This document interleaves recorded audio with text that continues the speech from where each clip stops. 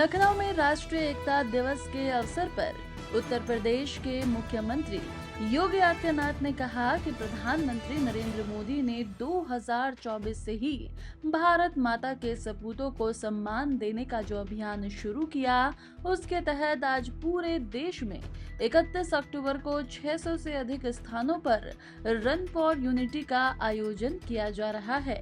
उन्होंने कहा कि इस आयोजन का उद्देश्य भारत के युवाओं के मन में नई राष्ट्रभक्ति और एकता की भावना का संचार करना है।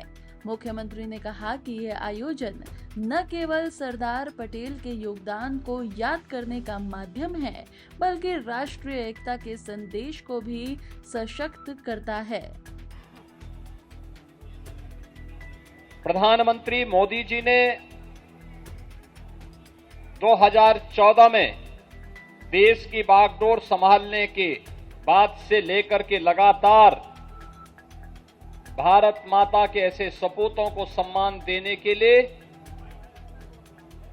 जो अभियान प्रारंभ किया, 31 अक्टूबर की तिथि पूरे देश के अंदर 600 से अधिक स्थानों पर रन फॉर यूनिटी के नाम पर राष्ट्रीय एकता के सूत्र में बांधने वाली इस दौड़ के माध्यम से भारत के युवाओं के मन में एक नई राष्ट्रभक्ति की भावना का संचार करने के उद्देश्य से यह कार्यक्रम हो रहा है। बहनों और भाइयों, हम सब इस बारे में जानते हैं। हमारी परंपरा कहती है, शिवो भूत्वा शिवम यजेत, यानी जिसको हम सम्मान दे रहे हैं उसके अनुरूप बनो, जिसकी हम पूजा कर रहे हैं उसके अनुरूप हम अपने आप को तैयार करें। और यही सच्ची श्रद्धांजलि भी होती है।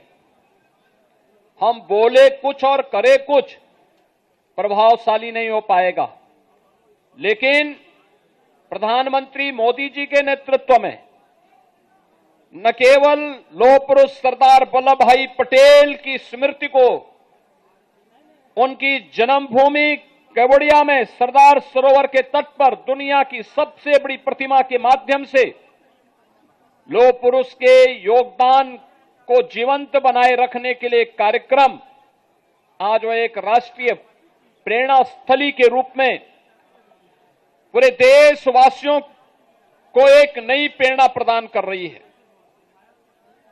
दूसरी ओर राष्ट्रीय एकता दौड़ के माध्यम से हर भारतीय के सामने, हर नौजवान के सामने राष्ट्र को एकता के सूत्र में बांधने के लिए क्या कुछ किया जाना चाहिए, यह भी एक प्रेरणा है।